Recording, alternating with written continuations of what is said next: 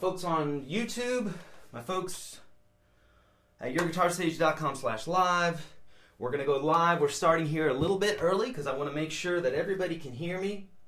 And make sure there's no technical glitches and all that good stuff. So, we're going live. It's going to take just a minute or two for that feed to get to you, probably about 30 seconds or so. I've got my little cheat sheet here that I'm looking at, my outline, to make sure that we stay on task because your time is very, very important to me. And right at the top of the hour, so in about 3 minutes here, we're going to be officially going live. Obviously, we're live right now. But we're going to be officially going live. So hold on 2 seconds. This is why we go live a little early, because there's always those variables that you don't think about, like leaving your other computer on where you can hear the audio, right? All right, so for folks that are just getting in here, for folks that are on YouTube right now, what I want you to do is I want you to head over to YourGuitarSage.com/live, okay? And for folks that are on Facebook mentions, this camera right here, also head over to YourGuitarSage.com/live because I won't be answering the chats on Facebook mentions. I won't be answering them on YouTube. I'll be answering them at YourGuitarSage.com/live. You might be saying to yourself, Eric, why are you doing that? Because I literally have so many cameras and computers and iPhones and iPads and stuff set up here that I can only keep track of one thing at a time. And there's a lot of bells and whistles that go into this. God help us if there's a brownout or a little blackout for a second, we're going to be pretty screwed. All right. We're going to officially go live in 1 minute, and then I'm going to start my spiel. So this is your time to head over to YourGuitarSage.com/live, and then I'm going to give you the rundown in less than a minute. Okay? Get your kids warmed up.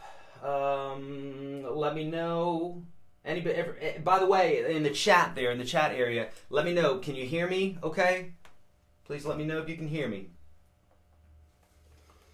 And for folks that are at YouTube, YourGuitarSage.com/live. For my Facebook folks, same thing. Just make sure you do that because there's a ton of stuff that we're going to be covering. Okay?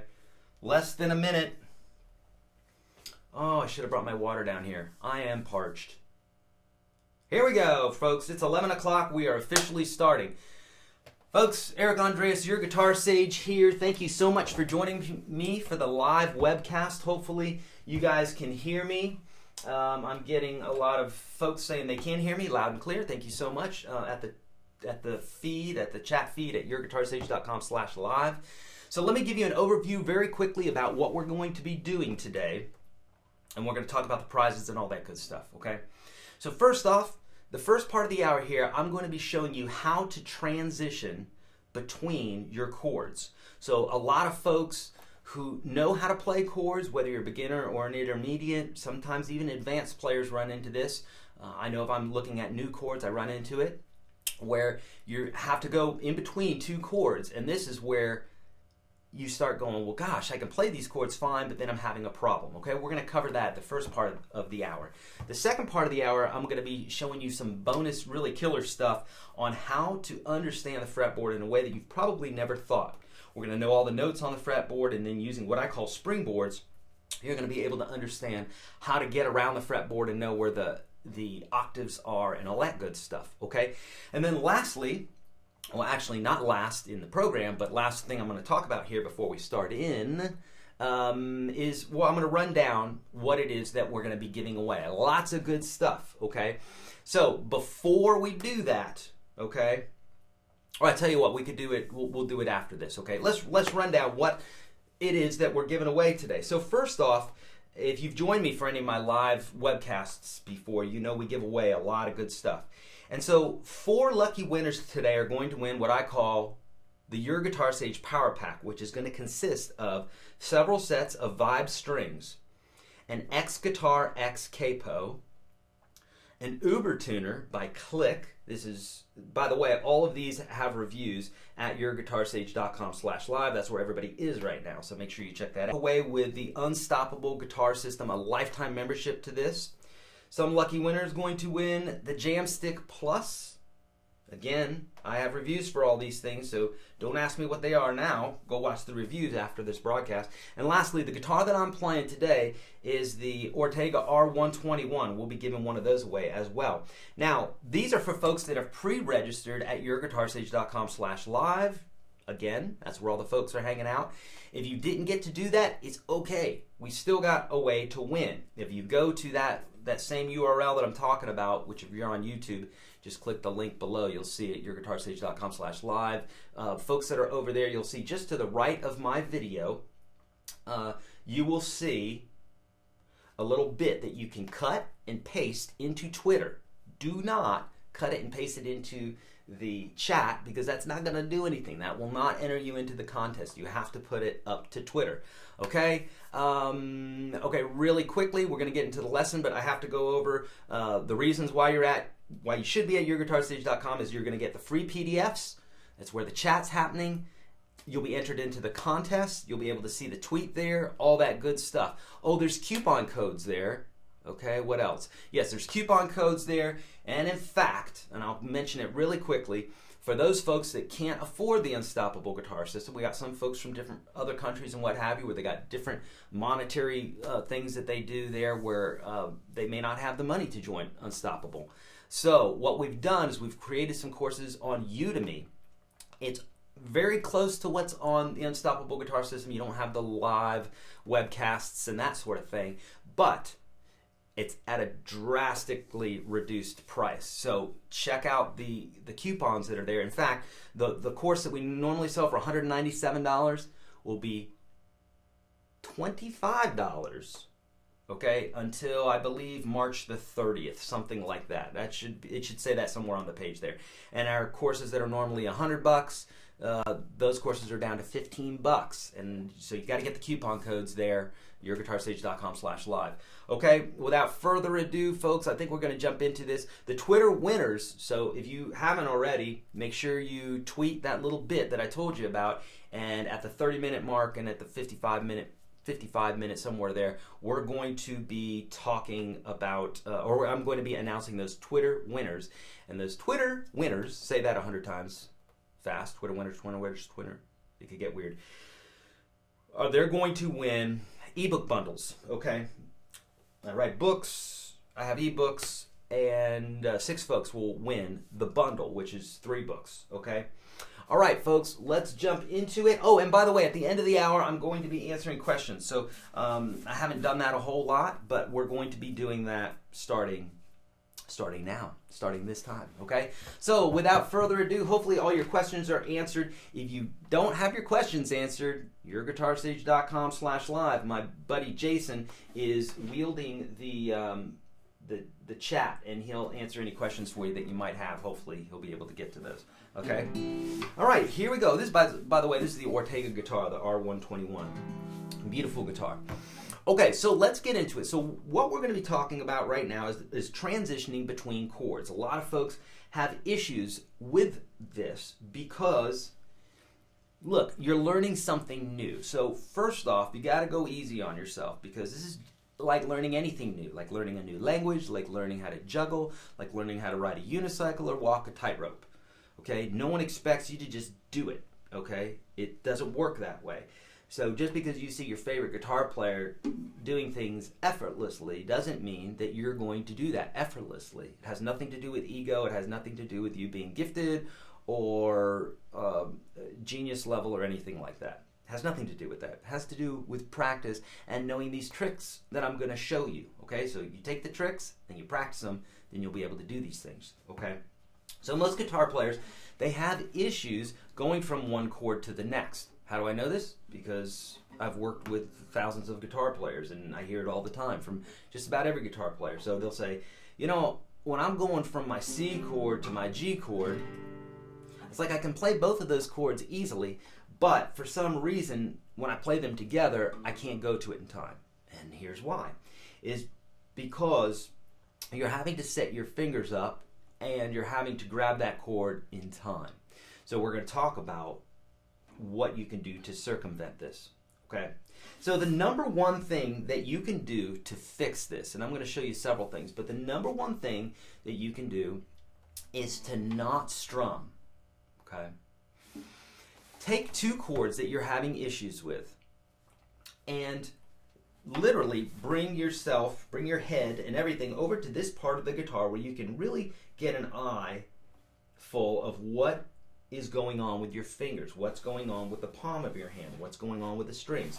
If you're over here and you're strumming, number one, you're far away from this and you're concentrating here, okay? Which is, if you think about a computer, you can only throw so many different programs at it before it starts bogging down, okay? So, take this out of the equation. Say this is a hefty program. Forget about the strumming hand for a minute, or the picking hand, and just come over here and concentrate on the fretting hand. Whatever you tell your conscious mind, your subconscious mind can do, okay? You have to tell your conscious mind enough times to where you pave a path of neural, like a neural path, which means your brain, you know, and then your subconscious is able to do this. This is why your favorite guitar player can do things effortlessly, because he or she has done it so many times consciously that it seems effortless, okay? So, again, what you want to do is you want to grab your chords, okay? Grab your first chord. Now, if you can't play your chords separately, we're only going to talk about two chords right now, because this is the way to do it. If you can't play one chord without hearing any sort of mess up, like if you're hearing this, where you got a bunch of muted notes, then obviously you need to practice your chord and get it to where you got the chord down, because adding another chord isn't going to help it. It's going to make it harder. Always remember that with guitar, okay? So, assuming that you know how to play your C chord and your G chord, we're going to take those two chords for example. Assuming that you know how to do that, then what I want you to do is, if the song has 6 chords in it, just take 2 chords and take the strumming out. Now, what you're going to be doing is you're going to be taking that C chord and you're going to be looking at it. And you're going to say, okay, cool, everything looks right there from what I remember. Great. Then you're going to think about your next chord. So here's where the trick is. If you were crossing a river with a bunch of stones on it, you're not going to jump up off of one stone and then in the air start looking for the next stone to land on, because you already have a trajectory, and that would be bad because you're going to fall into the water, okay? And those rivers are usually cold with those stones, so not a good idea. So what you want to do is you want to say, okay, there's the stone I want, and you're going to eye it, and then you're going to jump, and your mind does all the math so that you can get to that stone, hopefully. But not without actually thinking about what that next stone is. Exact same scenario goes to playing one chord and another. Okay, so if I'm playing a C chord, if the G's coming up, 1, 2, 3, 4, 1, 2, 3, 4, 1. So I have 4 beats to think about how my hand is going to land on that G chord. I've got a little bit of time, okay? Now, if you're playing a song and there's too much or not enough time, then just slow the song down so you have more time, but you're still staying true to the beat. So if it's 1, 2, 3, 4, 1, 2, 3, 4, if that's too fast for you, then you just go 1, 2, 3, 4, 1. That gives you more time to mentally think and prepare your hand. But again, we're not strumming yet, okay? So put the pick down so you're not tempted, and then grab that chord, okay? And then what you're going to do is you're going to have that chord sitting there. And you're going to think, what does that G chord look like? You have to have it totally assembled in your mind before you go grab it, okay? Look, your hands are not doing the work when you're playing guitar, okay? They are only the messenger, okay? I know that sounds hard to believe. Yeah, your fingers are doing stuff, but if you take a look at some of the fastest guitar players in the world, their fingers aren't necessarily working any faster than your fingers can work. I mean, there's a little bit of wiggle room there in what I'm saying. But for the most part, it has nothing to do with how fast their fingers work. It has to do with how accurately their fingers move. Because I can move my fingers fast like Yngwie Malmsteen, but I'm not going to be able to play them as accurately as Yngwie Malmsteen because I haven't booked the same amount of hours on the instrument that Yngwie has, or Al Di Meola, or whatever your favorite fast guitar player is, okay? So it has to do with how much time you've practiced here, okay? So, again, we're going back to the brain has to understand exactly what it is that you're doing, okay, before you can actually do it with your hand. And this is something that takes some time, especially in today's generation where we've got iPads and I mean, look, I've got like 15 different things pointed at me right now, iPads and phones and cameras and everything else. We're used to getting things quickly. We're used to, 5-second advertisement on YouTube and then a 30-second video to show us a song that we want to learn. And this is a little bit of a new thing, okay? When it comes to playing guitar, it doesn't work that way. Yeah, we can learn things slightly quicker, but you still have to do the work. You still have to practice. So get out of your head if you think it's going to happen very quickly for you. It can happen quicker if you try not to make it happen quicker, if you just do the work. Okay, I promise you this happens and this works 100% of the time. If you try to force it, it just magically does not work, okay? So, you got your chord. You're thinking about your chord. You're going 1, 2, 3, 4. I always do this with my students where I anticipate, I'm counting, the pitch is going up because I'm trying to get them to think, oh, you're getting ready to jump like you would jumping into a pool, right? Well, a very cold pool. 1, 2, 3, 4. And I want you to think about this. You don't necessarily have to do that with your voice, but something along the lines of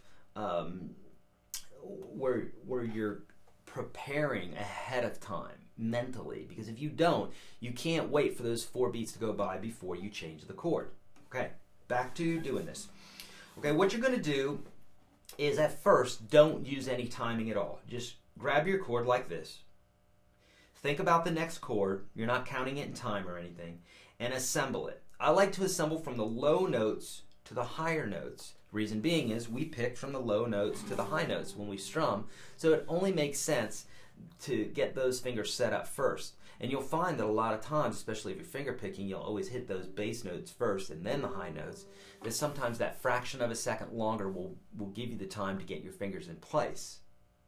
The listeners never know because it doesn't matter. You're getting your fingers in place. If they're watching you, they may see that you're putting that finger on there later, but it doesn't matter. You're playing the chord correctly, okay? So at first you're not counting. You're only using 2 chords. You're not strumming, and this is the motion. You could do this with any 2 chords. So I don't care if you've been playing for 40 years, longer than I have. I've been playing for 30-something years now, and I will still run into chords that I can't grab in time, and I have to work on those. And I'll just take those 2 chords. In fact, I've been working on a bit here lately where I'm using where I'm doing some Travis picking, and the chords that I'm playing.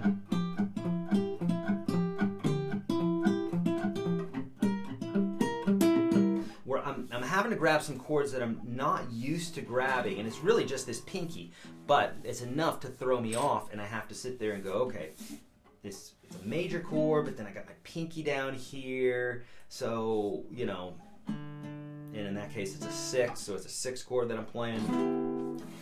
And so I'm just telling you that you could be playing for 30, 40, 50 years. This is still something that you'll use forever, okay? Breaking it down and slowing it down like I talk about in my lessons. So you got your C chord, you got your G chord, or whatever 2 chords you want to use, okay? And you're not strumming. You're just moving your hand back and forth, and you're building them from the low note up. Now what happens is in time, you'll just grab the chord, and it will appear as if you're just grabbing all the fingers all at once, and they're all moving it at the same time. However you view it in your mind, that's fine. But really, you're building it up from the low note up. It's just that it's happening so quickly that it looks like you're throwing all your fingers up there at once, okay? So you do that to the extent that you're accurate. You don't ever try to go faster than you can be accurate. Listen to me when I say this is probably the most valuable thing that you're going to hear in this lesson, unless you're the winner of the guitar. Don't try to be fast on the guitar. Try to be accurate. If you're accurate, your accuracy will lead to speed, but it's never going to happen before that. You're never going to be fast before you're accurate. In fact, if you've ever seen a player who's been trying to play fast but they're not playing accurately, it sounds like poop. And I don't know about you, but I don't want to listen to some guy flanking away at a scale that doesn't sound good. I'd rather him play slow and play meaningfully than for him to play fast or her to play fast and not play cleanly, okay? So go for accuracy. So your goal here is to set these chords up accurately. There's also a meditative type mindset doing this. It's going to make you less anxious. It's going to make you learn quicker, okay? You could apply this to every area of your life, allowing your path to move in the timing that it should, okay, as opposed to trying to make something happen. That's like swimming upstream. You can move left and right. You're not going to move upstream, okay?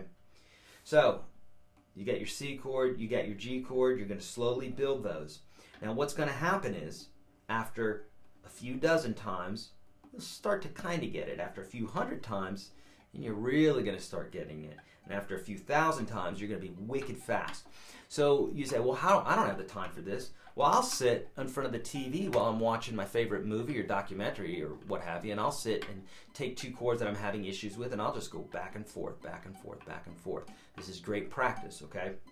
At first, you really want to concentrate on it, though, because you want to make sure that you are properly setting everything up, okay? I can feel whether I'm touching a string at this point, because your fingers get sensitive and you start realizing, oh, that finger's touching another string, I'm muting that, okay? But at first, it's not like that. You have to really concentrate, okay? Okay, so let's talk about, so same thing here. There was something else that I wanted to mention, several things that I wanted to mention, okay? Okay, we talked about the no strum, we talked about the two chords, the muscle memory. So this is where we're talking about conscious and subconscious type of playing. At first, you have to very consciously do this. I had a friend who had a stroke, and he told me when he was laying on the bed, he was looking at his foot, physically talking to his foot, saying, I need you to wiggle your toe. I need you to wiggle your toe. Physically telling his toe to wiggle because he was paralyzed from this mishap or this unfortunate event. He kept telling his toe to wiggle, and he eventually got his toe to wiggle. Our fingers, especially our pinky and our ring finger, tend to be like this, especially in the beginning. You'll go to do something and it just doesn't move, or it moves when you don't want it to. And so you can train this, you can train these fingers over time, and purposefully telling them, hey, you're going to stay there, or envisioning things like when I tell folks about an economy of movement, which I'll talk about here in a minute, where their fingers won't move, I'll imagine that finger glued to the string or the fretboard, or tacked down with a little tack. That wouldn't feel good, but I imagine that. And it really does mentally help. So this muscle memory will happen over time as you accurately do these things, okay? And then there's one other bit that I want to show you. This is kind of a higher level type of thing. But, well, actually two things. I'll mention that second one here in a minute. So there's also what I call the economy of movement. Okay, I've got lots of videos for this in the Unstoppable Guitar System, a few of them on YouTube. But the idea is this. It's if you have fingers that are in common with a particular chord or two chords, don't move them. Okay, this is a new concept to most people because they just don't think about it. So for instance, if I'm going from a C chord to an A minor chord, most people will lift their first finger up, or they'll lift all their fingers up when they're moving back and forth between these two chords, okay? But notice this, okay? If I'm going from a C chord to an A minor chord, yeah, I'm lifting my hand up, but I don't have to. Because notice, fingers 1 and 2 don't move because they don't need to.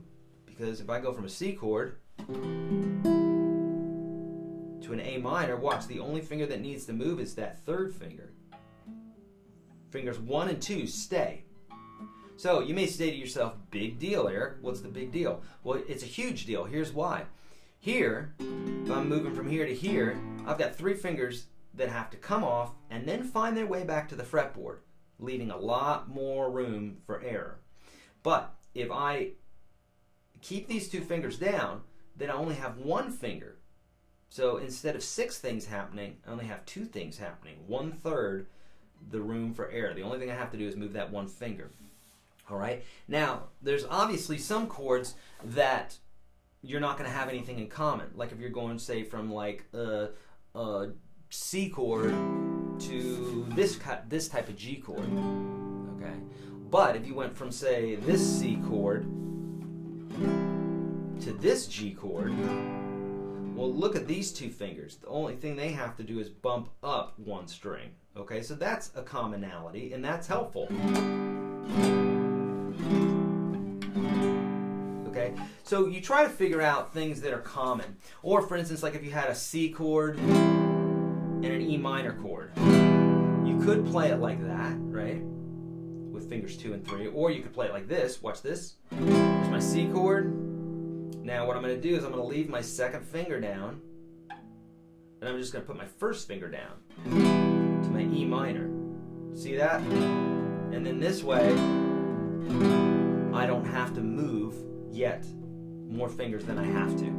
Okay, so that's another little trick. I have videos for that in the Unstoppable Guitar System. Obviously, you can get in there for $1 and try that out and really, figure this part out, because it's really important that you do this, especially in the beginning, because you're building really good habits. And as you get more complicated in your playing, you want to be done with the old stuff. You don't want to have to always regurgitate this old stuff and go, I'm not playing my chords right, da da da da da. I find this all the time. That's why I have I have advanced players that are in my system that are like, Eric, I just went through your beginner part. I've been playing for X amount, 20 years, 30 years, and I just went through the beginner part and I learned stuff. It's because there's so many holes left in our playing a lot of times if we don't really sit down and think about these things, okay? So, and then I would say the last thing that I want to show you here is kind of a higher end type of thought here in regards to transitioning, okay? And it's this. It's that sometimes, especially like if you're moving up the neck more, if you're moving, say, from, let's see if I have an example here. Okay, so like, so if I'm moving from, say, this G major chord, okay, if I'm moving from there to there, that's a B7, and what I'll do is I think about my fingers being on a railroad track. So for instance, if I'm going from here to here, I don't lift my fingers up off of the fretboard.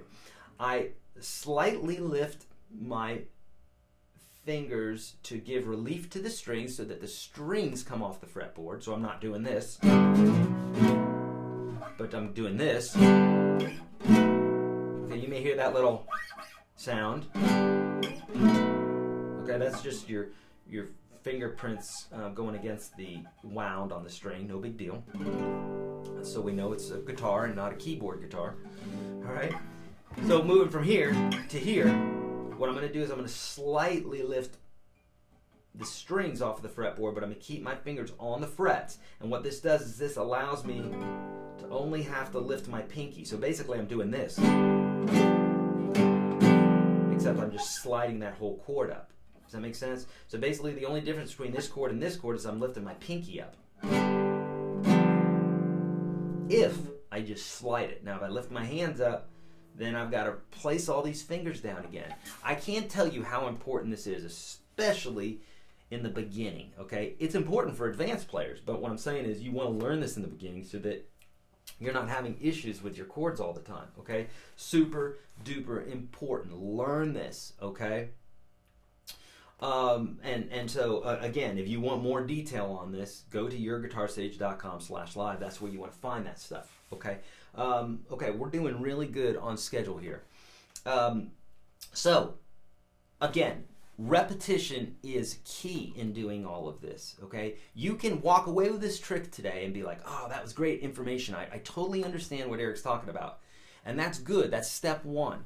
But if you don't practice it, I can promise you, you just wasted time. You might as well be watching Saturday morning cartoons. Which I love, by the way. Do they even have them anymore? I used to watch them all the time, but I don't even know if they do that. They probably don't even do that anymore. Anyhow, you've got to practice this stuff. If you don't practice it, it's not going to work. And here's the deal. You don't have to practice it a ton for you really to start getting it and integrating it into your playing. And again, you can always do this while you're sitting around with your buddies, if you're watching TV, whatever. In your downtime, you can still practice a lot of these things because we're not really strumming. We're just practicing our fretting hand techniques. Easy enough, okay? All right, my friends. We are on schedule. We're doing great. So what we're going to do is we're going to take a little bit of a break. Not really a break, but we're going to take a break from actually playing. We're going to award some winners, and that's what we're going to do. We're going to announce some Twitter winners. But first off, let's take a little break here. And so for my Facebook folks, I can see my chat going on Facebook mentions. For those folks, I love you. And I appreciate you. Remember, I'm not answering questions on Facebook mentions right now because we're all over. Everybody is over at YourGuitarSage.com/live. Okay, so I can't even see. It's so far away, I can't even answer those. So I can answer the ones that are in the chat here, and I will do that later on. And for folks that are on YouTube, head over to YourGuitarSage.com/live. The link's in the description of this video. For both folks, why are you doing that? Because there's PDFs there for you to download that I specifically created for this lesson so that if you forget any of this and the second part of the lesson, you've got it. Contest entry. So always, YourGuitarSage.com/live. If you like these live events, that's where you want to go, not only to pre-register, but also to be notified of future broadcasts, okay? So you can't enter the contest for today, but you can enter the Twitter part of it, okay? Now for the next contest, you can do it because you will have entered at YourGuitarSage.com/live. Cool. All right. So so the contest entries, the coupon codes, the copy and paste tweet that's just to the right of my video. That's what you want to put. You want to cut and paste that, put it up to Twitter, and Jason is going to be looking at those tweets, and he's going to be sending me winners. In fact, he just sent me 3 of them. So the next 3 will be in the next half here. So we're going to do those in just a minute here. Something I was going to tell you. Oh, the coupon codes. Really quickly, the coupon codes. Today, we are offering prices on these courses that we've never made them this cheap. Okay, so if you've been thinking about taking courses from me, now is the time to do it because the coupon codes are for my Udemy courses. They're not as big as the Unstoppable Guitar System, but it's a lot cheaper. Okay, so for folks that can't afford the big enchilada, this is a great deal, a fantastic deal. In fact, this normal course, the beginner to advanced course, we normally sell for $197. The coupon code's going to get it to you for $25. Is that right? I'm pretty sure it's $25, okay? And we're going to be lowering the prices of these, but right now this is the cheapest that we've ever had it. Okay, so make sure you do that. And the $99 courses are $15. Okay, so that's like 87.5% off and 85% off. That's a lot off, and you're not going to see that again. Okay, so make sure you do that. That's another reason to be at YourGuitarSage.com/live. Okay, let's announce some Twitter winners, and we'll see if I can do this. I'm working with my iPad here, and this can be a little tricky here, but I'm going to try to bring these guys over here. All right, so these are for folks that have, gotten the these are my Twitter folks. Okay, let's see if I can do this correctly. I'm sorry, this is part of it. This is part of it, my friends. Okay, here we go. Twitter folks winner. Twitter winners. These are 3 winners that are going to win the ebook bundles. Okay, George Lisette. George, congratulations. And by the way, all these winners today, we will be notifying you. Don't call us, we'll call you. You've heard that before, right? Seriously, I've got my guys, they're on it. They're going to get in touch with you for all the winners, both Twitter and what have you. We'll get in touch with you either by Twitter or your email address, okay? Emma Badger. Congratulations, Emma. It's a pretty smile. Emma wins the ebook bundle. And last is Doug Kyle. Congratulations, guys. Awesome. And let's, so we're going to be offering 3 other ebook bundles here. So the contest is not done in regards to the ebooks, okay? And at the end of the program, we're also going to be giving away all of those other bits and pieces. Anything else I need to mention? I don't think so. Okay, let's move on with our lesson. What time is it? It's 11:32. I am right on schedule. I'm 3 minutes early. I started 3 minutes early, and here I am. Okay. All right, folks, if you're not at YourGuitarSage.com/live, I'm sorry for the folks that are there. I keep mentioning it. It's because I don't want anybody to be left out. We've got 250 people in the chat. That means we've maxed the chat out, but that's okay. That's another reason why to go there and go to YourGuitarSage.com/live early. And then those are folks, I mean, we have folks that log in there the night before. It's kind of like Walmart on Black Friday. It's fun to see folks in there chatting amongst each other. So, super cool. All right, here we go. The second part of the program here. I told you that I was going to show you some ninja tricks to understanding the fretboard in a way that will truly bring some light. It will truly enlighten you and show you things on the fretboard that you've never really thought of before, okay? Now, in order to do this, and of course everybody's at a different place, we have to make sure that we cover some of the basics first. So for those of you that know all the notes on the fretboard and you have these memorized, then I apologize for you. But for anybody else, which is probably the majority of the folks out there, this information is going to help. And we're going to go over it really quickly because I have some other bits and pieces that I want to show you in regards to this, and I have supporting videos that you can check out, both in the Unstoppable Guitar System and for folks that are like, Eric, I love you, but I don't want you to have any money and support your kid and anything like that, so I just want free stuff. Then I've got like tons of free stuff for you. Really, I've got like 800-ish videos on YouTube. I've got YourGuitarSage.com/30, which is the top 30 lessons that I teach all my students here in Nashville, and the first lessons that I would teach you if you came to me.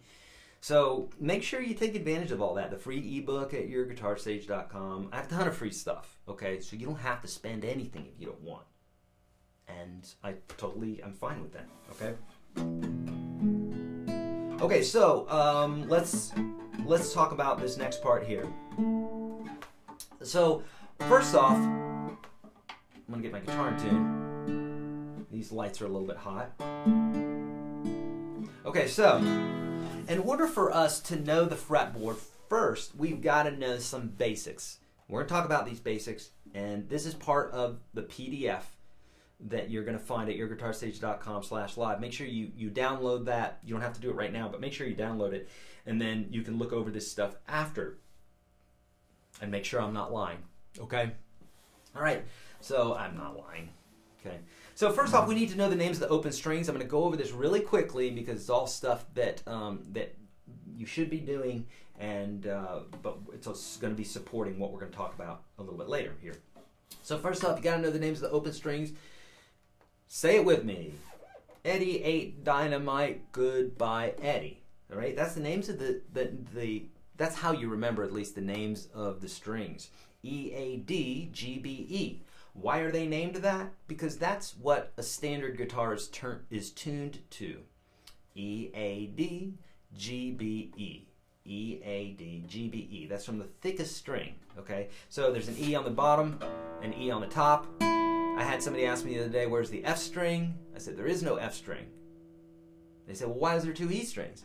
I said, well, because somebody a long time ago said this would be a great idea because if we play bar chords, instead of this being an F and I'd have to come over here with my right hand or my nose to play the chord, it's just easier because we have both those notes can be played very easily, okay?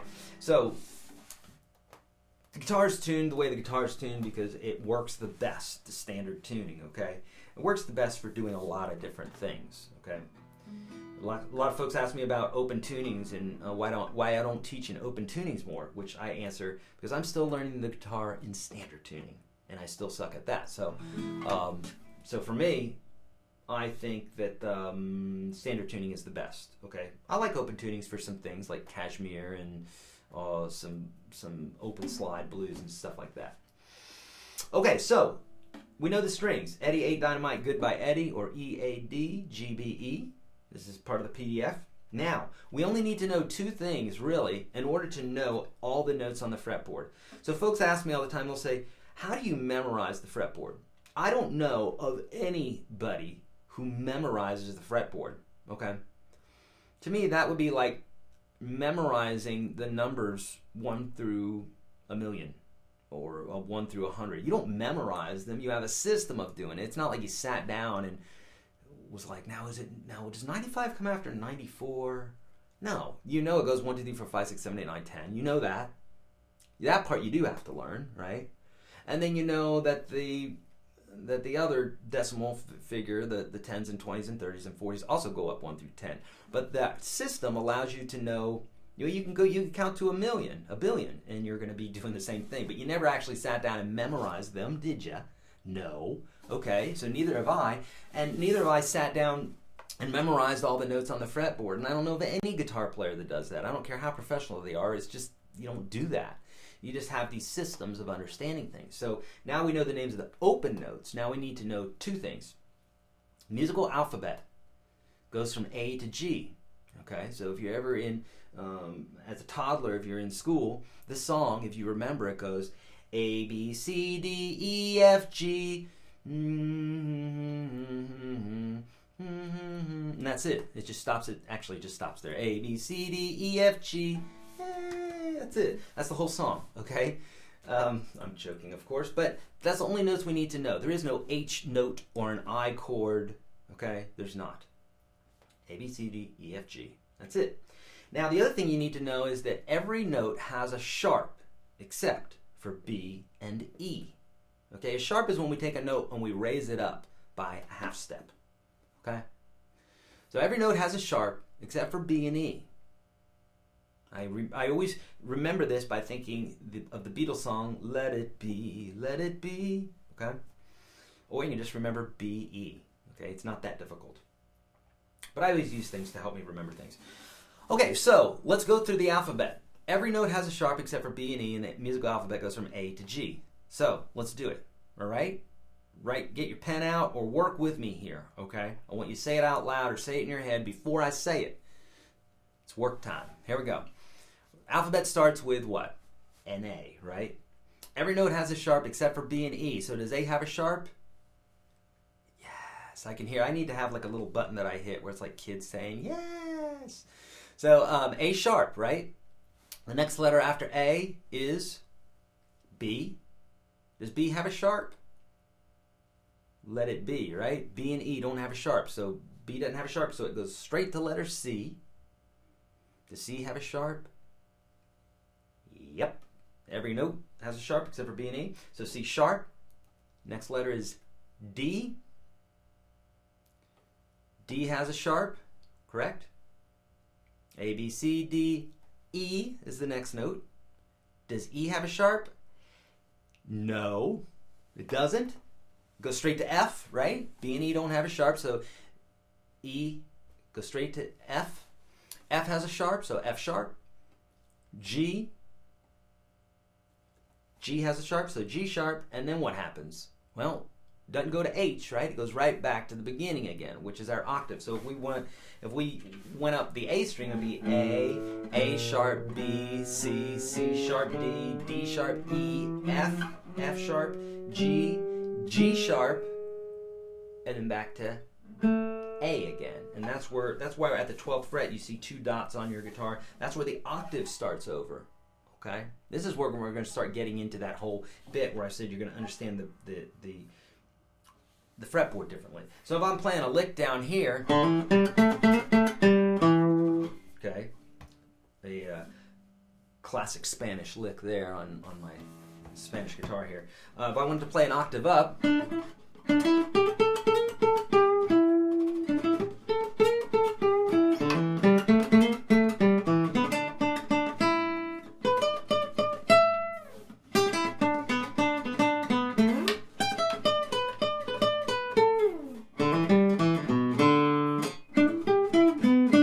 so I'm just playing 1 octave up, okay? Starting on the 12th fret. Everything repeats. It's just like a mirror image, except all of the frequencies are doubled, which is what gives you your sound of an octave, okay? So octaves are always split up.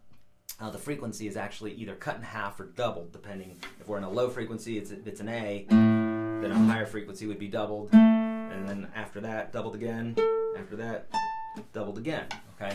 So now you may say, well, how did you grab those notes so quickly? I'm about to show you, okay? So that right there. Okay, I need a cutaway on this. So, and I'll use that sometimes when I'm soloing. If I want to emphasize a note, I'll play it here, I'll play it here, play it, you know, several octaves, and I'll do some little noodly things with it. And it's a cool little trick, okay? So, now, we know the names of the notes. Okay, let's really quickly, we're going to just go through the E string, okay? We got the time to do this, okay? So let's do this. So starting on the E. So folks in the beginning, they'll say A. Well, no, it's not A, it's an E string, right? It's tuned to an E, right? You knew that. Okay, so an E. All right? And we know the next letter in the alphabet is not B. It were if we were on the A string, but after E is what? F, right? Because E doesn't have a sharp. So we got E, F, F sharp. Try to do it with me as quickly as possible, right? You got your musical alphabet, and every note has a sharp except for B and E. Let's try it again. So does E have a sharp? Nope. We got F, F sharp, G, G sharp. What's after G sharp? H, right? No. A, right? A sharp, B, C, C sharp, D, keeping up with me? D sharp, maybe not. E, that's okay if you don't, because at first you don't get to do it that quickly, okay? It just doesn't happen that quickly. But you got to remember that, and this is a great thing to practice as well. That's going to be your homework, by the way. Your homework for the chords bit is you're going to take two chords and do that back and forth, back and forth, back and forth. Take your time, and then you're going to work on other chords. I should have gone over that. That's your homework for that part. For your homework for this part, you're going to start on all the open strings. You're going to name them. Eddie Ain't Dynamite Goodbye Eddie, right? You're going to name that note, and then you're going to walk up in half steps, and you're going to name them. You got to do it. You got to do it. This is part of the gauntlet of being a rockin' guitar player, okay?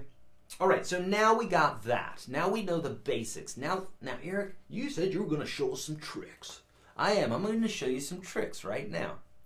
I use these all the time. I mean, I can't tell you how many times I use these in a day. I use them all the time, okay? So I have a couple what I call springboards. I showed one of them to you already. And what I mean by springboards is basically a way to start segmenting the neck. Because if you said, what is this note right here? Okay, you might say, well, geez, I got to start all the way down here and I got to work my way up. Okay, if I'm looking at that note, I'm going to identify it as a D because I know that that's a D, and I know that that's a D, and I know this is a D. Okay, and I know this is a D, and this is a D, and that's a D. So I'm grabbing these really quickly to show you that I don't have the neck memorized, but I'm using these tricks that I'm going to show you. Okay, so springboard 1 is what I showed you earlier about the 12th fret. So if this is E, A, D, G, B, E, the open strings, then at the 12th fret we have E, A, D, G, B, E. Oh man, I just heard my lights just dimmed here because so many lights just went on across the world, and there was a little power surge just now, right? So E, A, D, G, B, E, right? That is that's our first springboard. So what does that mean to you? Well, if I asked you what this note was right here, you wouldn't have to start at the open note, E, F, F sharp, G, G sharp, A sharp. The chord or the solo is gone already. You missed your chance. But what you could do is you could say, well, I know that this is an open E, so I know that's an E, so this note has to be an F. Easy enough, right? Or if I asked you what this note is right here, on the low E string, it's right before the E. I don't have to start from here and go through all those. I'll just start at the E, work backwards and say, well, that's a D sharp, right? Also known as an E flat. Don't let me confuse you there, though. I cover that in my courses, so you're going to take advantage of that, right? So we got the E, and here's the D sharp or an E flat. Easy enough, right? So that's springboard 1, okay? And that's what I call a stationary springboard because it doesn't move, okay? Now, what's another one? Another one is, have you ever tuned your guitar to itself? So without a tuner, you say, well, Those strings are in tune. Those are in tune. Those are in tune. So you go down by the 5th fret or the 4th fret there on the G. Have you ever done that? Nope? Okay.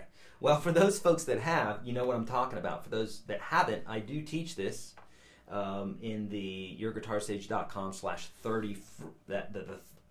YourGuitarSage.com/30. That's the free course that everybody can get.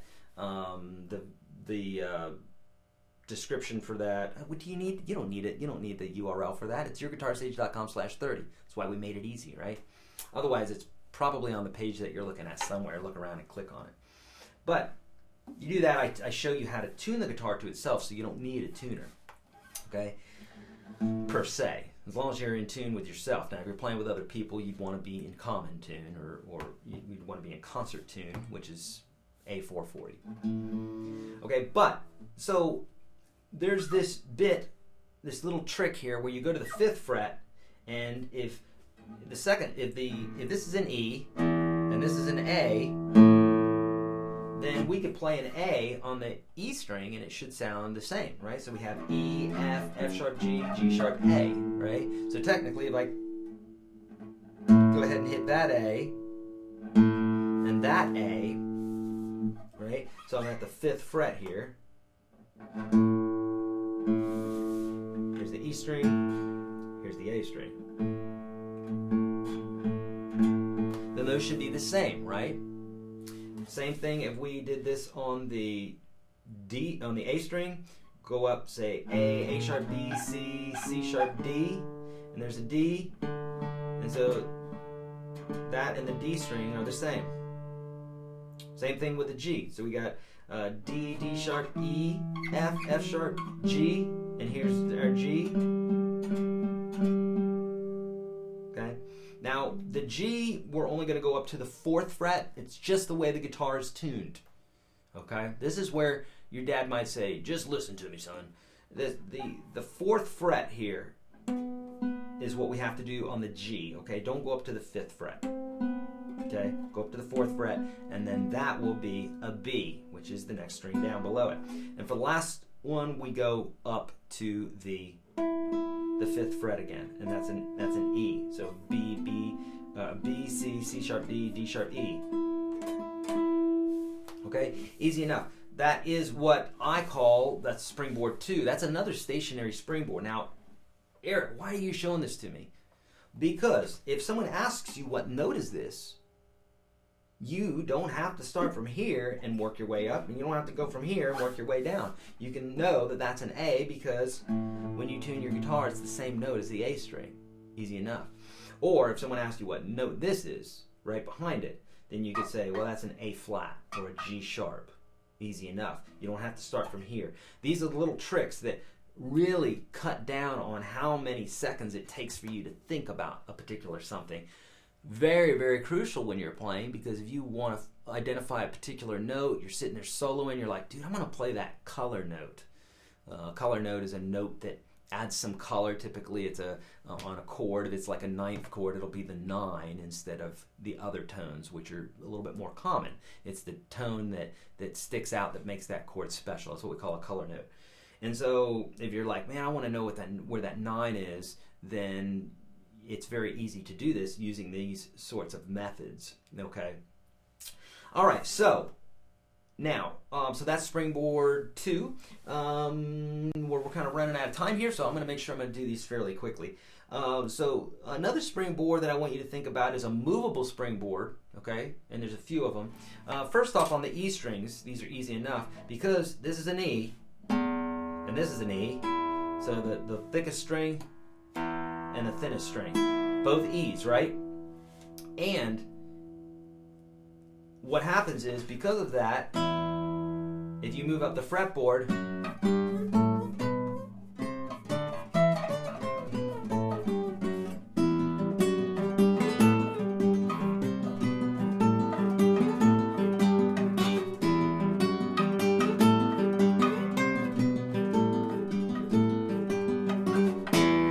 some cool little fun bits there using your octaves. So whatever's happening on the low E string, it's the same thing on the high E string. You go to the 7th fret, that's a B on the low, it's a B on the high, okay? That's a movable one, okay? Another one, this is probably the most important one. I use this all the time. You ever notice when you play your bar chords or even your open chords that there's always this bit where if you go down 2 and up 2, you're going to find the octave. So let me show you this. So for instance, here's a G, right? And so this is the low E string. If we go down 2 strings and up 2 frets, that's going to be another G. Whoops. Okay, let's try this again. Here's a low G, down 2 frets, down 2 strings, up 2 frets, and that's going to be a G. Now what's cool about this is completely movable.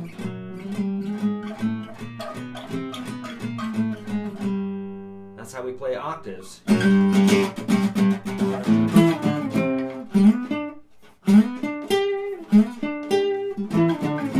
Right? Hendrix did that. He knew this trick. So we can use this for the 6th string. We can also do this for the 5th string. So here's a C. We know it's a C because we go A sharp, B, C, using the little trick, right? And then here's our C. Now we go down 2 strings and up 2 frets. That's another C. It's slightly out of tune C, but it's C. Okay? So there's our C. So here's our C, down 2 strings, up 2 frets. That is a C, right? Easy enough. God bless me. All right. Sorry, I have a few cats. So this is 6th string and that's the 5th string, right? Now, if you did this on the 4th string and the 3rd string, it's a little bit different, okay? Here we go. 4th string, it's going to look like this. So this is an F. How do we know that? Well, because this is an F, and I'm using my little springboard there to determine that that's an F. I didn't have to go, right? I didn't have to go D sharp, E, F. I just did this. Automatically, I saw it sitting there because I just worked backwards. You'll get good at this after some time, okay? So here we go. So there's that F, right? And if we want to play an octave up from this, we go down 2 strings, up 3 frets, okay?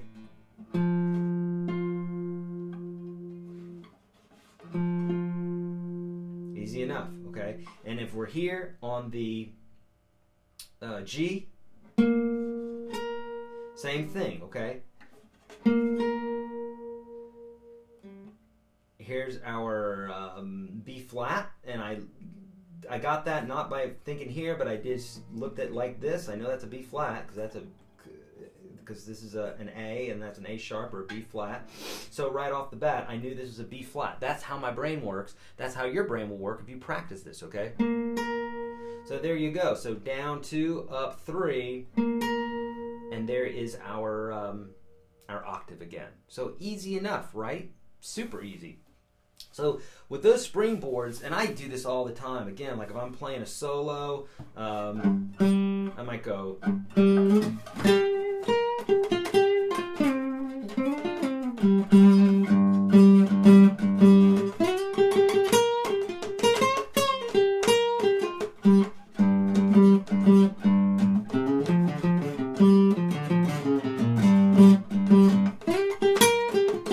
Just kind of accenting that tonic a lot, okay? So there's some springboards for you, and that will help you to understand the fretboard a lot more. Now, again, you gotta take this information. I'm sure it enlightened you some, but it's really going to come out if you practice it, okay? So it's just like in grade school when they would show you a vocabulary word and you'd be like, oh yeah, that makes sense because it kind of looks like that word or whatever, and you'd remember it. Well, remember, they would make you use it in a sentence several times. Whenever I did that, it's like, I'd always think, well, that didn't help, and then inevitably, like a month later or something, I'd be talking and that word would just come out. And I'd be like, dude, that's so cool. I never use that word. That's the first time I ever used that word. And it just automatically comes out because it becomes part of you, okay? If you don't believe me, the whole reason why you talk today is because of who you were around when you were a baby, probably your folks or your grandparents or something like that, and they talked, and you learned words before you were ever in school, okay? That's just the way it happens. So in the same way, if you start applying this stuff, it's going to start sticking. All right, we need to announce some winners, and then we're going to do some, we're going to answer some questions. We're going to go light today. And so for those folks that want to stick around, that's what we're going to do. Okay, so Jason has been eyeing the Twitter, and he's got some winners here for me, so we're going to be talking about those. And we're also going to be talking about the winners for the guitar and the jam stick and the unstoppable guitar system and the whole enchiladas. All right. So sorry, this takes a little getting used to here. I'm pulling slides over so that you guys can see what's going on. Okay. All right, so here we go. Twitter winners. Let me make sure that I talked about everything. You guys, homework. You guys got to practice this stuff, okay? You guys have to practice this stuff. If you don't, it's not going to help that much, okay?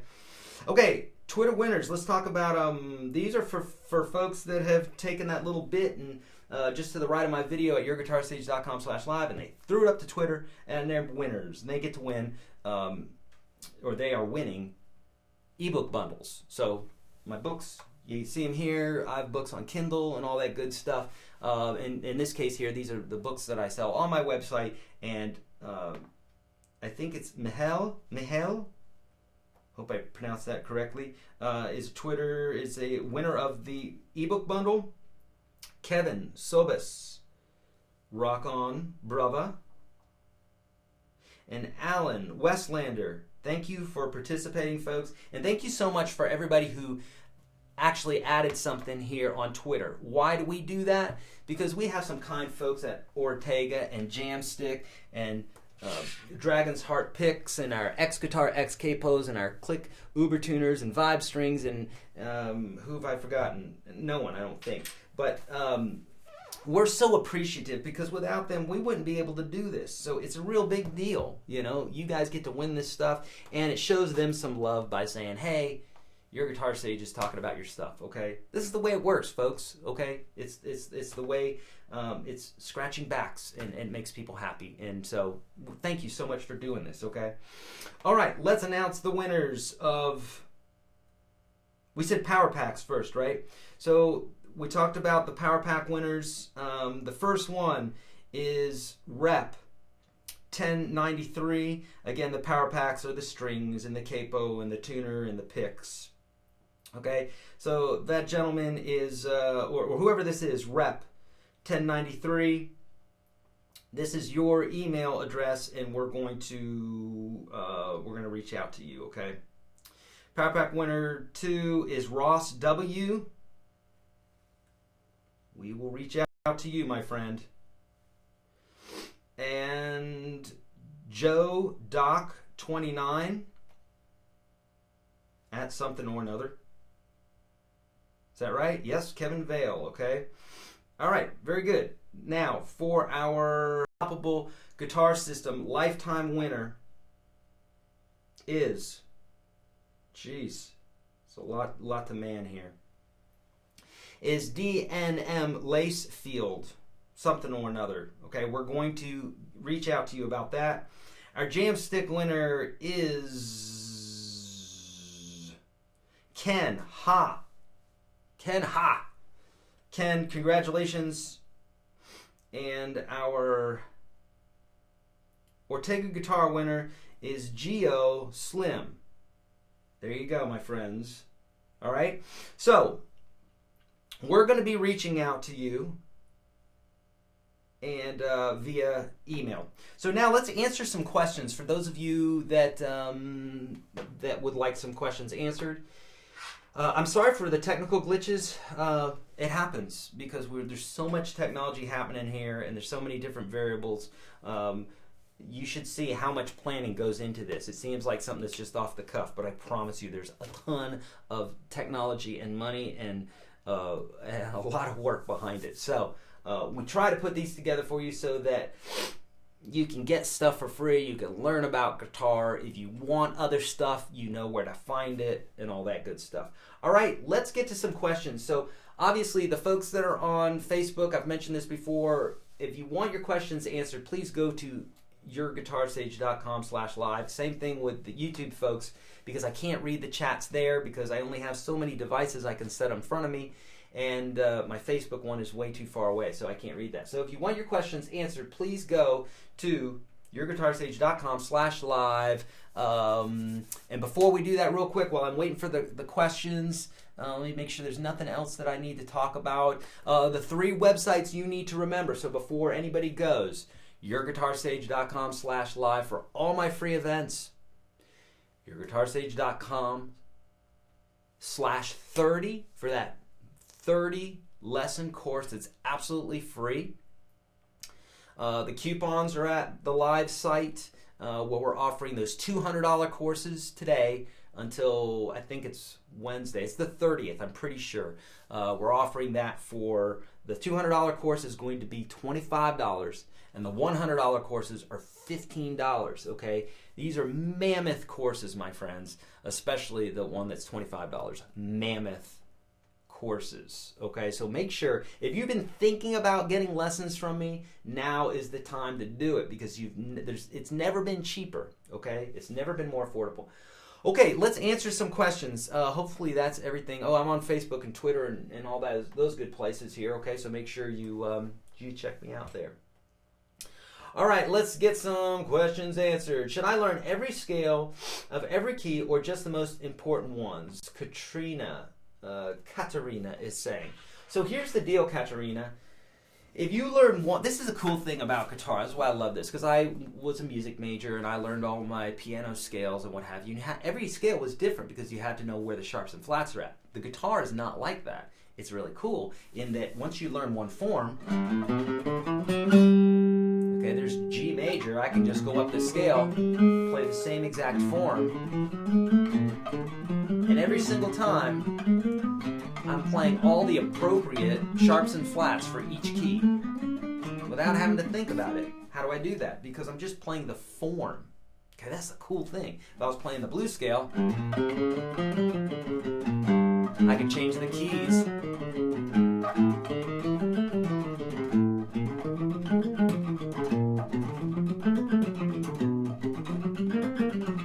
I just played a bunch of different keys. Don't even ask me what sharps and flats I played. No one thinks like that. Rarely do people think like that, okay? Jazzers, they have a better understanding of it because they're thinking about chords in a different way. But for the most part, if you're playing rock and blues and country and those sorts of things, you just don't think about that. You've got the scales right underneath your fingers. So I'd say learn the pentatonic scale, learn the blues scale if you like the blues scale, which is only one note different than the pentatonic. But if you're going to learn 2 scales, learn the pentatonic, learn the major scale, learn them all over the neck, and learn them in position 1. Start there, and then start with improvisation. That's what to do, okay? Alan's saying your old hairstyle looked better. Alan, which one? I used to have my hair used to go up. It used to go up higher. I had what is it called? You know, like Stray Cats. What's that thing called? Where you do the thing with the grease and stuff like that. So my mom said I looked old. I think my wife said that too, so whatever, that's why I did that. So thanks, Alan. I like that one too, but you know. All right, okay, I'm looking at questions. What is my favorite thing about teaching guitar? Pedro says, I love to be able to take information and enlighten somebody, whether that's about meditation or something spiritual or guitar. I just love doing that. I love to be able to tell somebody something and all of a sudden see the light go on and it brings them this liberation. So that to me is the cool thing about playing guitar. Plus, playing guitars is great, but that's what I love about teaching guitar is being able to bring people from point A to point Z in as quickly a way as possible and to make it fun and exciting and all that. I just love that. So thanks for asking, Pedro. That's a good question. Okay.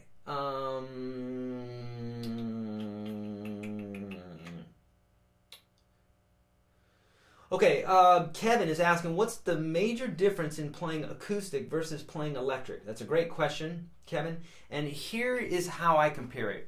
It's like driving a Porsche or a sedan and a Porsche or a sports car. So with an acoustic guitar, you know, it's a little bit more forgiving because if I hit a wrong note or if I just strum like this, it's not terribly loud, as opposed to the electric, which is going to be a lot louder typically because it's plugged in, it's amplified and that sort of thing. So not only is it going to be louder, it's also more squirrely.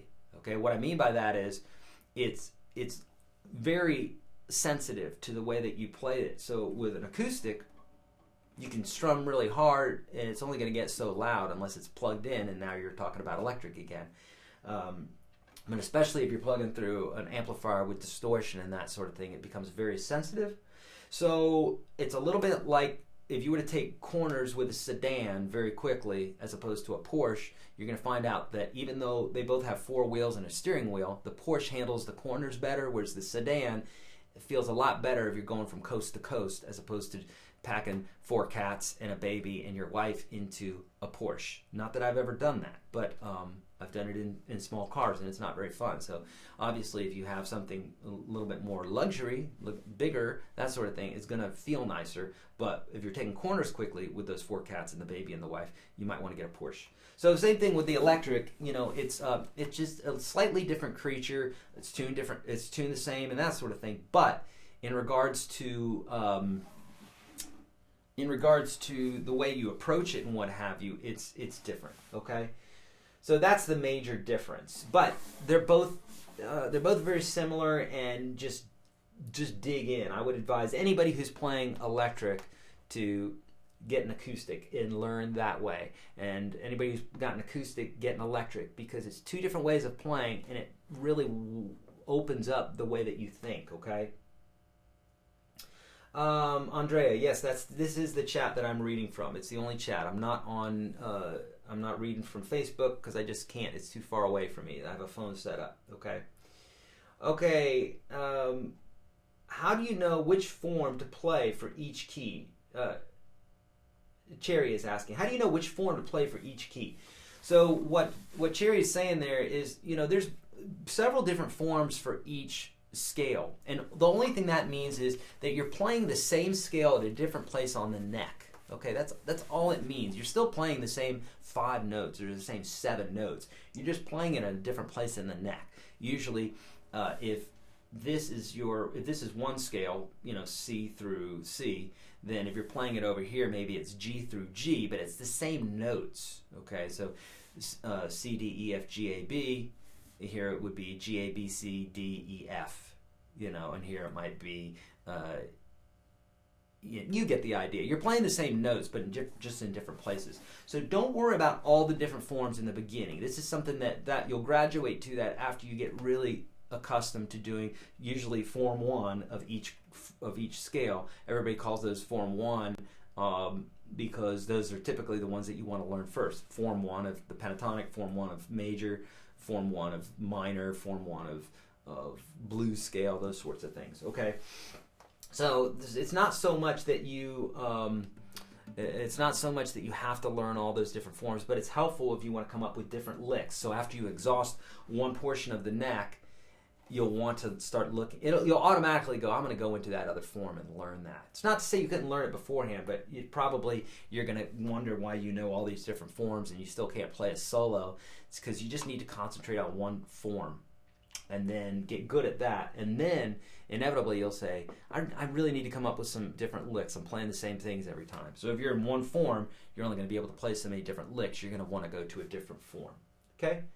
Cool. How to create any chord on a different fret.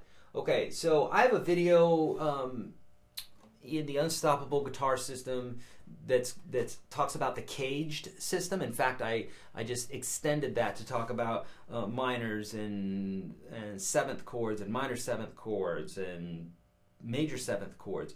And that idea is taking a chord like a C, being able to play it in all these different places on the neck, and I cover that in detail. So you'll want to, once you're in the course, just type in caged. And for those folks that are like, I can't afford the course, well then don't.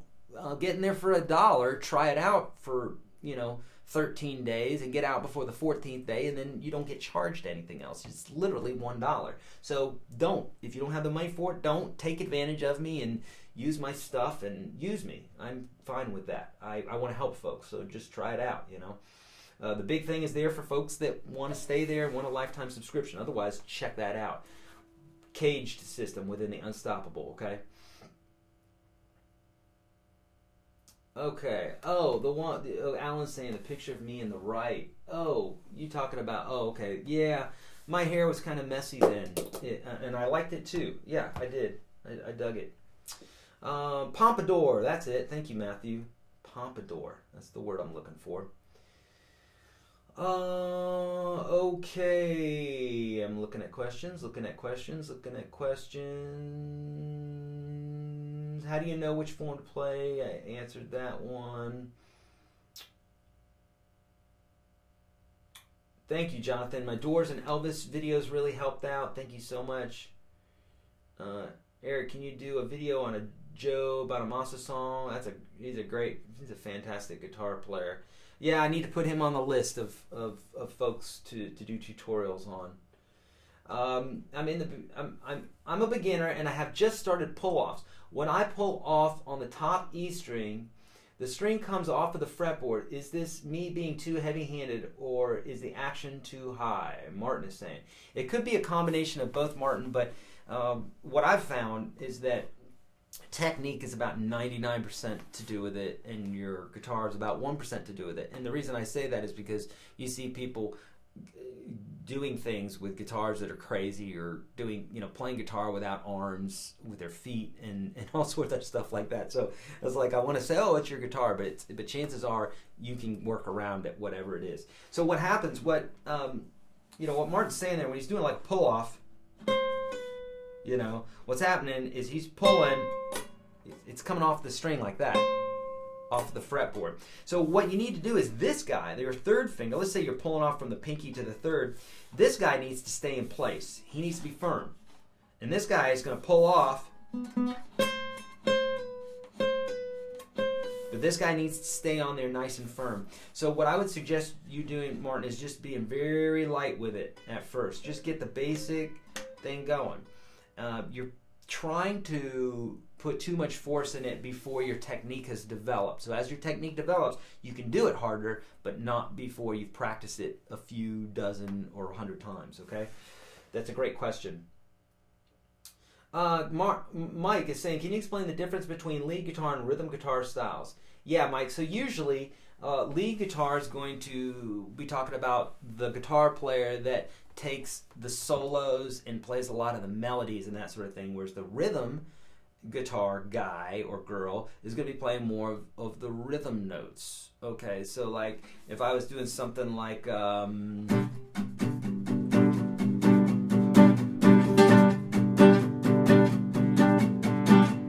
maybe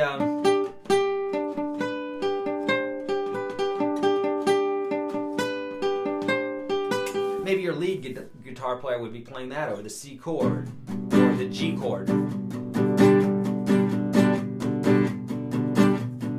Your lead guy would be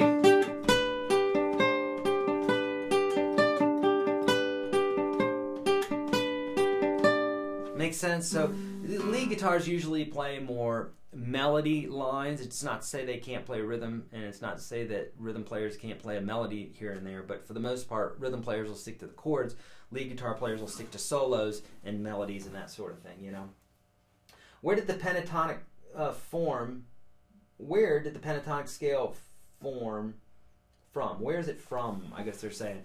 All scales are built from just natural, they're just It's not like someone just sat down and said, oh, this is the pentatonic. It's just they happen over time. There are notes that are safer, at least the pentatonic, and there are notes that when you play them, you're like, oh, this sounds good. So there's just a natural tendency for that, for these scales to happen, like the pentatonic or the blues and that sort of thing. Typically, a style of music will kind of claim a scale a little bit more than something else will. Okay, like the blues scale, you're not going to hear in classical ever. You know, in fact, you don't hear the pentatonic a whole bunch in classical, but you'll hear it a lot in Asian music and those sorts of things. So it's just typically a style of music, and then once you analyze it, you'll say, oh, that's the pentatonic scale. Okay, there was something else I was going to say about that, but I forgot. Okay, the pentatonic scale is the major scale minus the minor notes. That's kind of maybe a way to look at it. Do you prefer nylon string on your acoustics? Bob, I like nylon string and steel string. It just kind of depends on what I'm doing. So I love the intimacy of classical guitar. I just love it. In fact, the first guitar I ever had was a nylon string classical style student guitar. And I take that back. The second guitar I had was, the first guitar I had was a steel string. And when I say steel string, I mean it had one string. So that's a whole nother story. And so, but I love nylon strings, so it just depends on what I'm playing, you know. Okay, how do you know when and how to use a capo? That's a great question, Crystal. I cover that in YourGuitarSage.com/30, but in a nutshell, here's how. So like if I have a chord progression, it's G and D and C, well then I wouldn't need the capo. But let's say I'm looking at a song and I'm hearing a lot of G sharp and a lot of C sharp and a lot of let's say G and a lot of D sharp.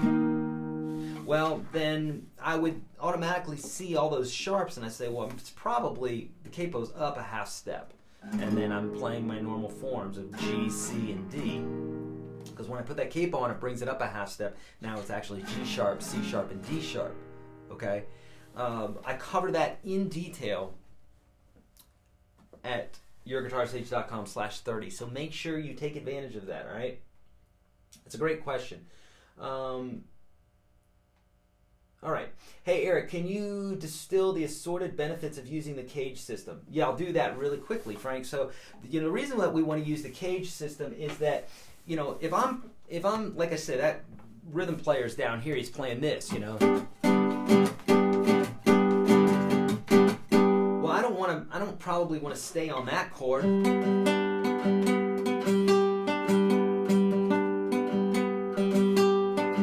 Because I'm in the same register, so I might want to come up here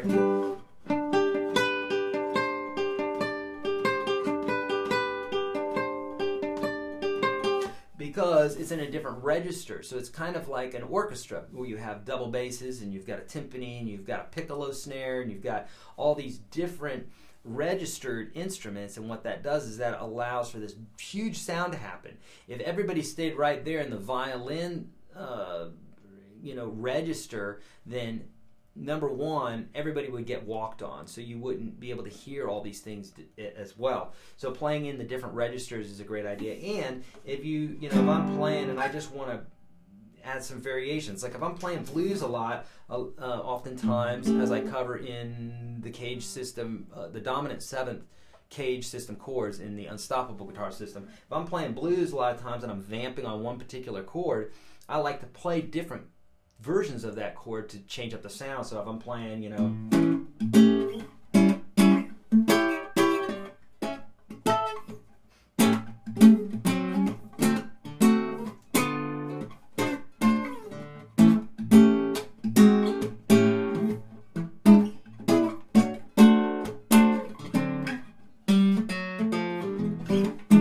so right there I just played a bunch of different versions of only three chords, really, the A7, the D7, and the E7, but I played them all over the neck.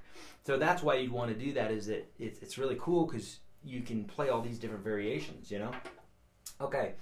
Shepard's saying, what happened to the winter announcements? We did them, and they're going to get stuff. So we announced those already, Shepard.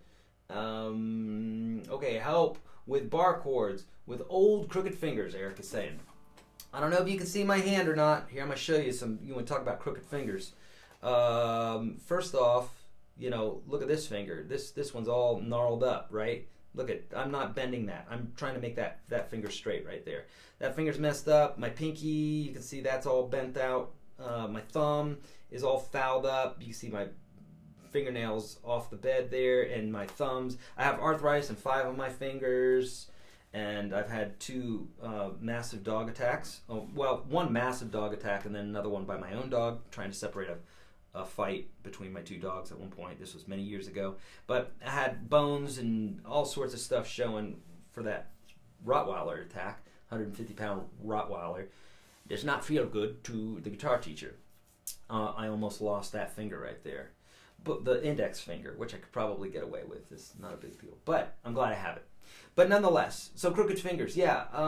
So what you want to do is practice what the protocol in the effing F chord bit. Okay, so I have this this video called the effing F chord, or better yet, in YourGuitarSage.com/30, I talk about this. Talk about how to develop the bar chord by using only 2 notes at a time. Okay, super important that you do that, because doing that will allow you to doing that is going to allow you to know exactly where you're at. Okay, and to always be moving second 2 strings, then 3 strings, then 4 strings, 5 strings, etc. But you always know where you're at. Okay, there we go. Where can I find the $200 course, the info for signing up? Right on this page, Bob. You're going to look at, let's see, over to the right. For folks that wanting in on that deal, the limited time deals, see where it says click here? It's like a little yellow button right under, just to the right of the chat. If you want to take advantage of that $200 course for $25, folks, I'm telling you, we've never had it this cheap. I ain't just saying that stuff. You guys know me. You follow me. This course, we have never made the course that cheap. Okay, so FYI, if you want to get it now for $25 or get it for more later on. It's up to you. I like cheaper, I'm not an accountant, but cheaper is usually better or more affordable, okay? So that's where you do that, okay? And Jason just put up that link as well. I believe you offered UGS lifetime membership discounts, not Udemy. Still have those. I did at one point, but today we're not doing those. Today we're doing the Udemy memberships. But we'll probably do some sort of discount at some point, but just not today. You know what I'm saying? Okay. Not to be rude, but Eric talks about his fingers, and they're really no excuse if you have them not to be able to play the effing bar chord. Yeah, here's the deal. We never know what somebody else is going through, and I appreciate what you're saying, Roy, and I tend to think of both things at the same time, because here's my thing, is like, and we can apply this to guitar, we can apply this to anything, is like, people have different obstacles in the world than we do, okay? It's just true. People have different setups, they have different stories and everything else, but if you concentrate so much on your shitty story, or whatever it is that you've gone through in your life, if you concentrate so much on that, you're going to stay there in your story. And I'm not saying, I had my hand bit, and gentleman earlier has crooked fingers, probably from arthritis or something. It is your story. It's part of your story. But the only thing I'm saying is, that's fine. Have it as your story, but don't embrace it. Just have it a thing, and then do what you need to do to work around it. For more inspiration, go see my playlist at YouTube. Just go to my youtube.com/YourGuitarSage and watch my playlist on disabilities. There's guys on there with no arms playing guitar, and I friggin' love it, because I'll have someone say their hands are too small, and I'm like, watch this guy with the no arms. He might inspire you. But it's true. We're all different, and I do understand that people's hands and what have you, they got different stories. So at the same time, Roy, yes, we do want to be sensitive to that, but don't let it be your excuse. Go for it, okay? Go for it. Hopefully I treaded that lightly and didn't offend anybody. I don't like to hurt anybody's feelings. Okay. All right, I just see that my Facebook mentions just crashed or went off. I think it might do that after an hour and a half or something like that. So that's okay. You know where to find me. I'm at YourGuitarSage.com/live. Not that you would know that now because Facebook just turned off. First off, Eric, thanks for your help. Eric, Strug. Struggling with changing open chords to bar chords. Is it better to play through? If not, I think you were going to say if not grabbed correctly. Sorry, it's hard for me to go through these because they're moving so quickly. You want to do the same technique that I've talked about here, is that you want to grab that chord if you're going back and forth between an open chord and a bar chord, and you want to forget about the right hand, and you just want to set those two chords up for some time. Don't worry about strumming them. Don't worry about getting to them on time. Take your time, okay? Just take your time and move back and forth very slowly between them. You've got to teach your conscious brain what it is that you're trying to do. You can't go, brain, you're going to do this, go. It's like it has to take some time. It's like a baby or a dog, you know. It's like if you want him to do a trick or something like that, it's like you've gotta work them. He's not gonna just learn to pee on a pee pad just like that. It takes time, right? Any exercises for ear training? Because I'm trying to learn some songs just by ear, and sometimes I just get lost. Pedro, start with really simple songs. Super, super, super simple songs. The simpler, the better. Try to work with melodies. That's the best thing I can tell you for tricks for learning things by ear, is start someplace that's easy so that you're rewarded and you go and you get that dopamine rush of, oh, I did this. I just learned that song. I always started with melodies, you know, and then you can go to chords and stuff. But YourGuitarSage.com/30, I start talking about this, like how to identify these chords, the 9 essential chords and everything. That's going to help because once you know a particular key, you know what chords go into that song. Okay. Okay. Eric, I have an Epiphone EJ200 and I want to sound like an SJ200. What strings do you recommend? Jonathan, those Vibe strings, you can get those on Amazon, are great strings. That's what's on my SJ200. And my wife has an EJ200, and that guitar is beautiful as my SJ. I only say I like my SJ more because I spent a lot more for it. But very comparable guitars. They're really cool. Okay.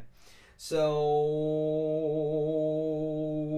the difference between the courses, Your Guitar Sage, Unstoppable, and Udemy. Barbara, I do have a video for that, and I'll ask Jason to post that here, but I do have a video that talks about the difference between the two. In a nutshell, the two things that the Udemy courses don't have is it doesn't have the live, intimate UGS webcasts that I do, where we're all meeting with just a handful of people and we're talking about, just like we're doing here, except we don't have thousands of people, we have a handful of people, so you always get your questions answered, number one.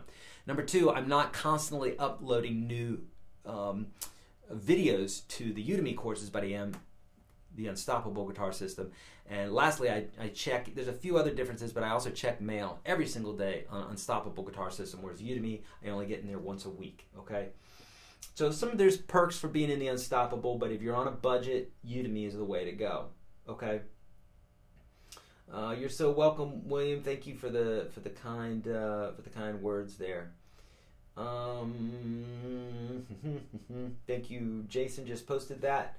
Okay. Eric, where can I learn pentatonic scales on a whole fretboard in all keys? Issue. I believe that is in the free ebook that you can find at YourGuitarSage.com. I'm pretty sure I have them all in there. If not, do the $1 trial offer of the Unstoppable Guitar System. You can find that at UnstoppableGuitarSystem.com.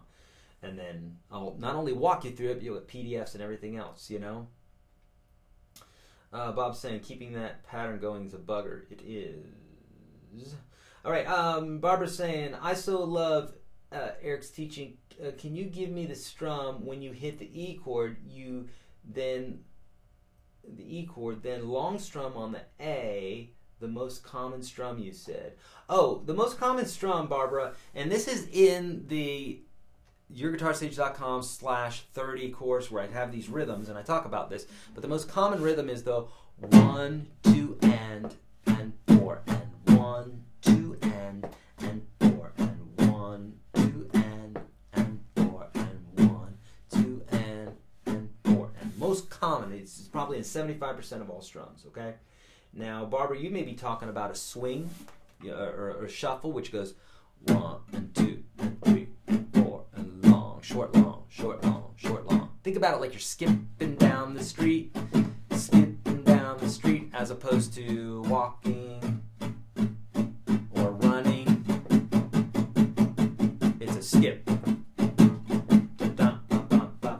Cool? Cool.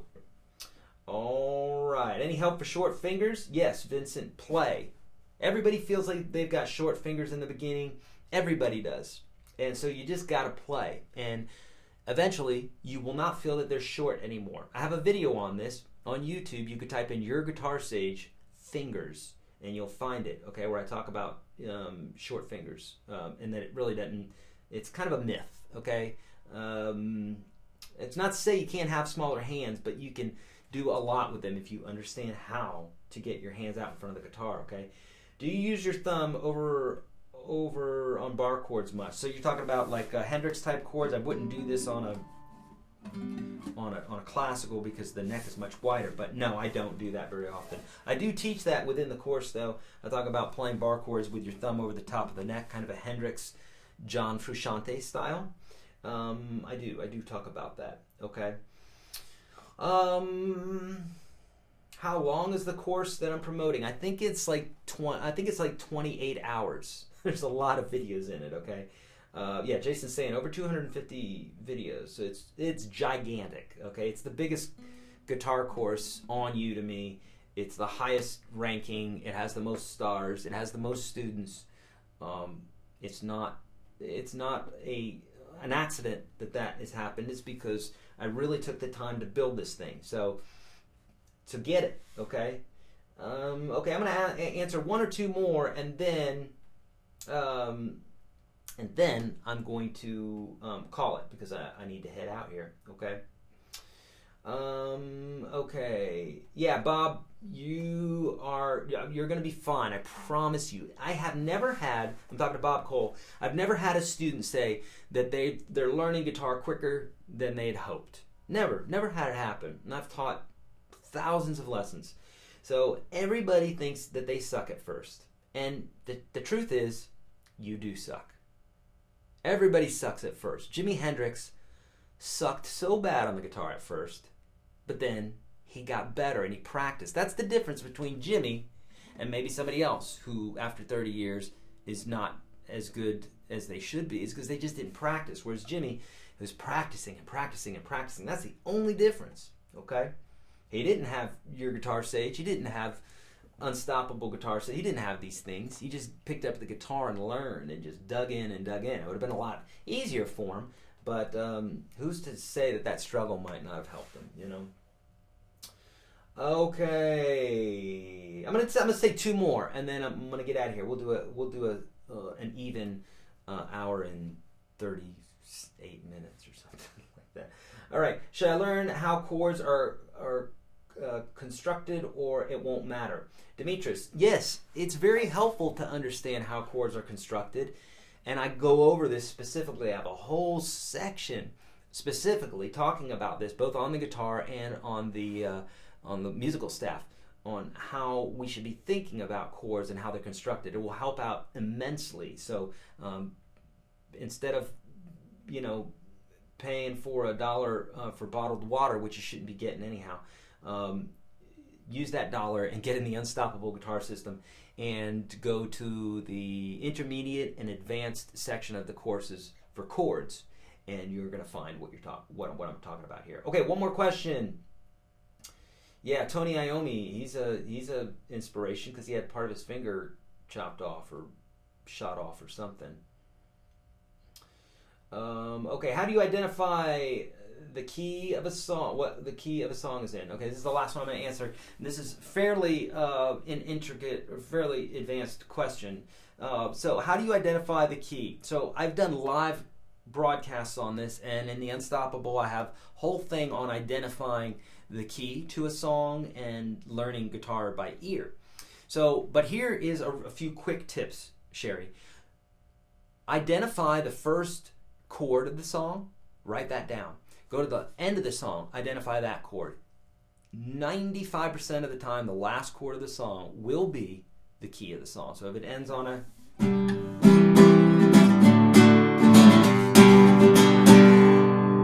last chord of the song, G, is probably in the key of G.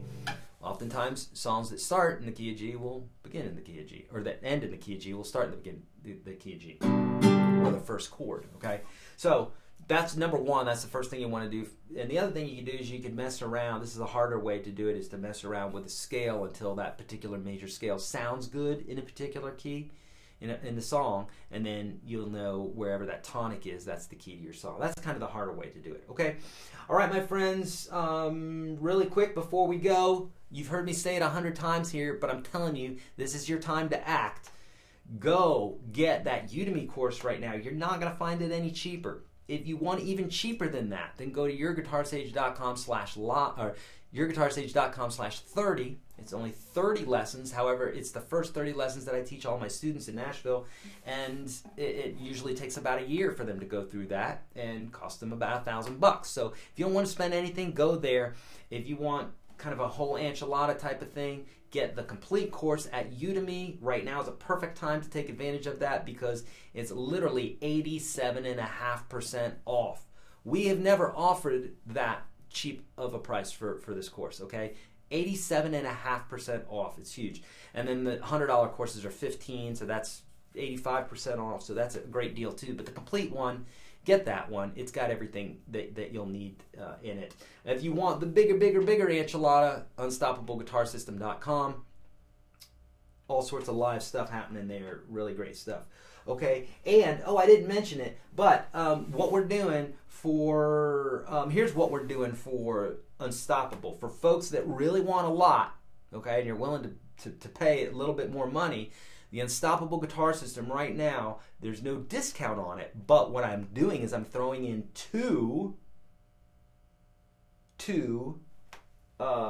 1-hour lessons, Skype lessons with me. That's you and me, one-on-one, for 2 hours. We can either do it all in one fell swoop, or we can do 2 separate lessons, maybe a starter and then a follow-up or something like that. So for those that have the funds to do so and you really want to dig in, that's the place to do that. Otherwise, if you want cheaper, Udemy. And again, if you're watching, if you are wondering where these coupon codes are at, go to YourGuitarSage.com/live. Most of you are there right now. And then over on the right, you're going to see limited time special deals. Click here. Click there, and then you'll have it, and you'll see the little countdown timer there. That's not a joke. That's how long we're going to keep the coupons open for. After that, they're going away. All right, my friends. That is it. Thank you so much for coming out. I love you guys. You make me so happy that you trust me with your guitar learning. Thank you so much. I appreciate it. If you need help with anything, you know all the places to find me on Twitter and Facebook and all that good stuff. Congratulations to all the winners. Great questions, great turnout. I love you guys. My friends, am out of here. I'm hungry. I'm going to go eat a little something. All right? See ya.